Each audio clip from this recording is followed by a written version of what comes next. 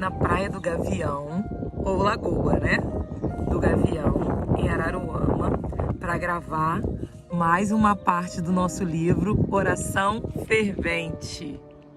Esse livro que tem mudado as nossas vidas.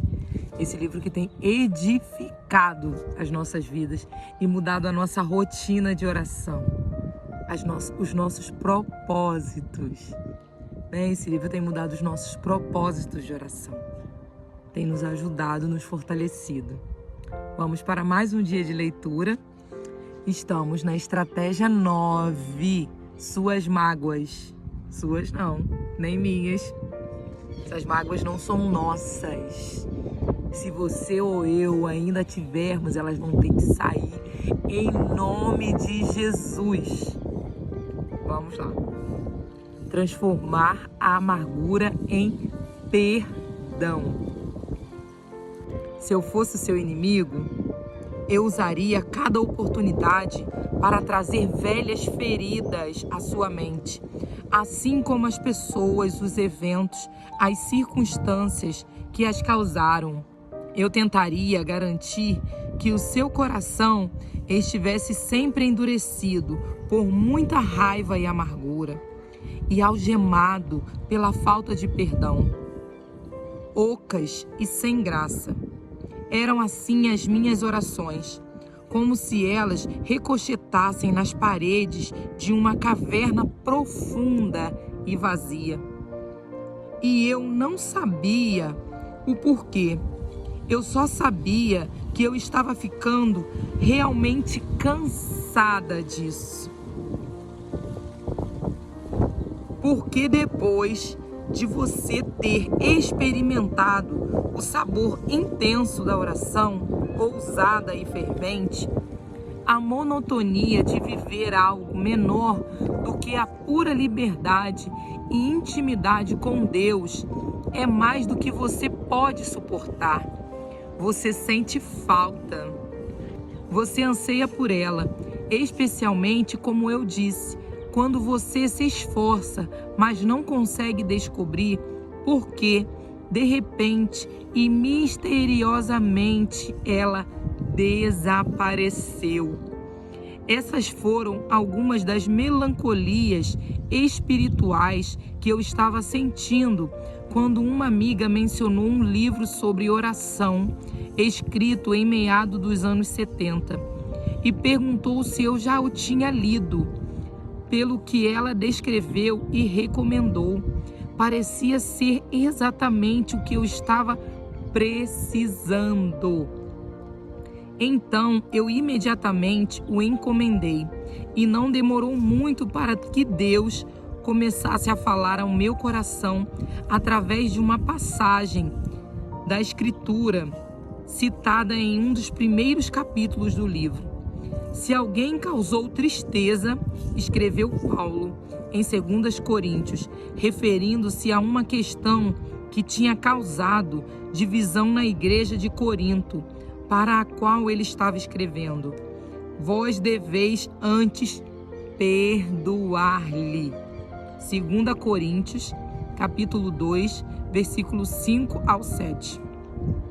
De repente, meu coração ardia em meu peito, mas eu continuei lendo.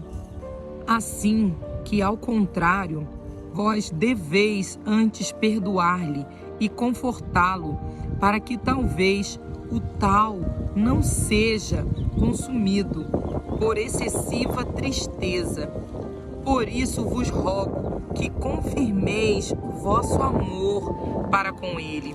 E para esse fim também vos escrevi, para saber de vós, por esta prova, se sois obedientes em todas as coisas, para que Satanás não obtenha vantagem sobre nós, porque não ignoramos os seus objetivos. Versículos 7 ao 9 e o versículo 11. Perdoar e consolar, obediente em tudo, Satanás com vantagem sobre nós. Ignoramos as suas intenções. Esta passagem simples me impressionou, causou-me uma profunda convicção interior que só o Espírito de Deus pode dar. Percebi naquele momento que eu estou prestes a compartilhar com você agora, neste capítulo, uma verdade que revigorou minha vida de oração e me pôs de volta nos trilhos. É isso. A falta de perdão é uma intenção astuciosa implementada por seu inimigo para tirar vantagem de você, para alejar a sua eficácia na oração e o seu poder de levantar-se contra ele vitoriosamente. É por isso que, se eu fosse o seu inimigo, eu quereria fazer todo o possível para impedi-la de perdoar toda e qualquer pessoa que tivesse feito qualquer coisa errada contra você. Isso aconteceu comigo. E esses versos tinham trazido todas as particularidades à minha atenção em alto e bom som. O infrator em questão. E não havia nenhuma pergunta em minha mente quanto a quem deveria ser. Não tinha feito nada particularmente brutal contra mim. Nada que eu alterasse toda a trajetória da minha vida ou coisa parecida, mas foi o suficiente para colocar um entrave entre nós dois e plantou ressentimento no meu coração. Depois de anos de trabalho e oração e paciência e sacrifício, algumas coisas interessantes estavam começando a se materializar na minha vida pessoal e ministerial. O tipo de coisa que faz você sorrir antes de ir para a cama à noite e novamente ao acordar. Eu tinha compartilhado alguns desses acontecimentos com alguns amigos próximos que eu achei que fossem comemorar comigo. Mas a resposta de uma dessas pessoas foi, se não rude, eu diria crítica, pouco favorável ou encorajadora. E então, à medida que dias, semanas e meses passavam, ela se tornava cada vez mais reclusa e quieta em relação a mim, distante e indiferente. Eu pensei que talvez eu tivesse sendo um pouco sensível demais, mas algumas outras pessoas começaram a notar isso também, sem eu precisar chamar a atenção para o fato. Eles mesmos se admiravam pela forma fria como ela me tratava. Então eu vi que era tão óbvio quanto eu imaginava. Não era coisa da minha cabeça. E nenhum de nós conseguia entender exatamente qual era o problema dela. Na verdade, eu pensei que eu estava lidando com isso da melhor maneira que podia, fazendo de tudo para não aparecer onde ela se encontrava, sempre que possível. Mas era nas ocasiões quando manter uma distância segura não era possível que eu me dava conta de que a coisa toda estava se tornando um problema maior para mim do que eu era capaz de admitir. Muitas emoções borbulhavam na superfície quando ela estava por perto. Eu ficava agitada. Os sentimentos dentro de mim, quando eu pensava nela ou a via, não estavam me fazendo bem algum. E mesmo quando eu tentava tirá-los da mente, justificada pelo fato de eu nunca ter feito nada de errado para causar esse tipo de reação em alguém, ainda assim o bloqueio continuava em relação a essa pessoa e não passava. Então veio 2 Coríntios, capítulo 2, versículos 5 e 7. Perdão, consolo, obediência, vantagem, intenções. Deus e eu Nós demos muitas voltas enquanto eu debatia com ele e sem ele sobre a necessidade desta convicção, porque talvez, se perdão fosse a única coisa em questão, eu poderia admitir mais facilmente. Eu, de fato, por insistência dele, a perdoei, dentro da minha mente pelo menos, libertando-a da dívida que eu pensei que ela tivesse comigo, por me fazer sentir tão horrível, tão inquieta, por tanto tempo.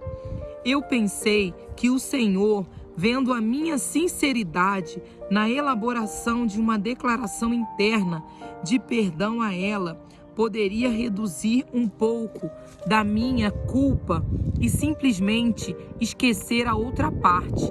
Você sabe, aquela parte de consolar a pessoa. Mas dadas as circunstâncias, sob as especificidades de sua convicção, eu sabia que ele queria mais. Ele queria que eu desse consolo a esta pessoa que me tinha ofendido. Essa era a única maneira de eu poder ser obediente em tudo nesse negócio. E eu sabia disso. Não, a minha carne não queria dar a essa pessoa nenhuma gota de alegria, muito menos a dignidade de uma resposta.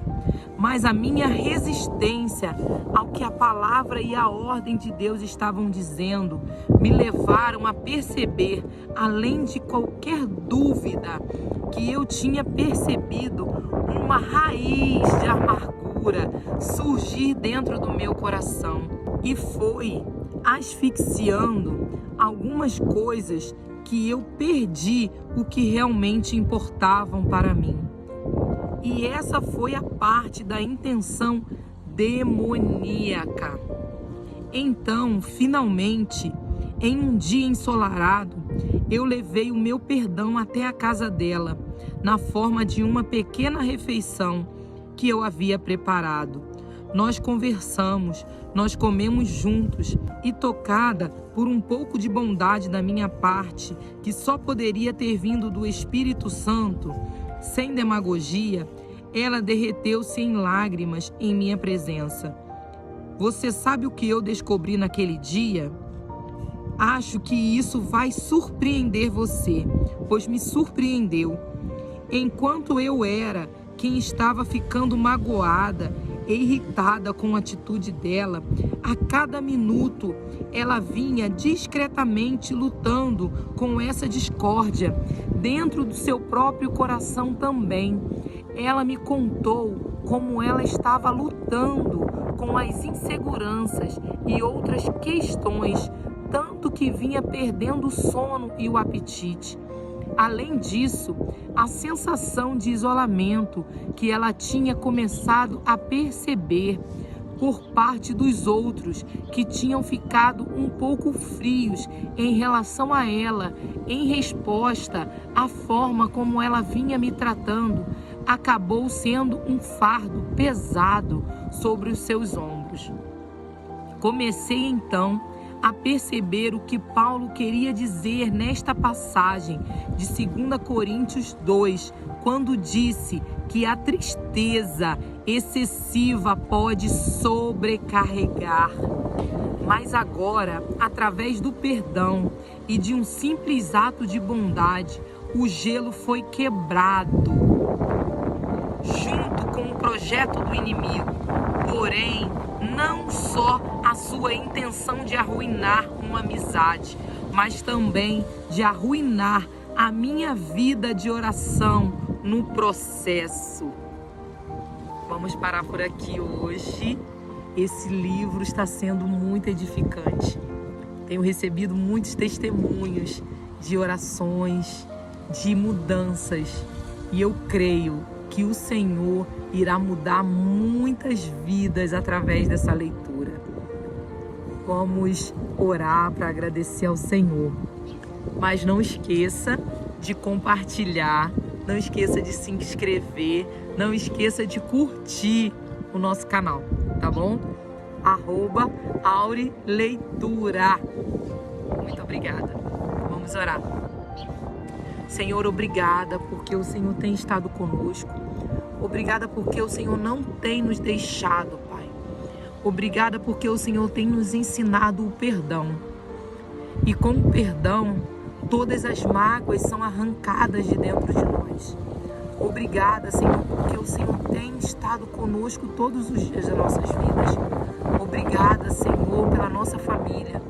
Obrigada, Senhor, pelo teu cuidado conosco. Obrigada porque o Senhor tem cuidado dos nossos, Pai. Obrigada, Senhor, porque o Senhor tem nos ensinado a perdoar. Mesmo quando não fomos nós, Senhor, que atacamos a pessoa, o Senhor tem nos levado a perdoar. Obrigada, Jesus. Obrigada pelo teu amor. Esteja conosco todos os dias. Amém.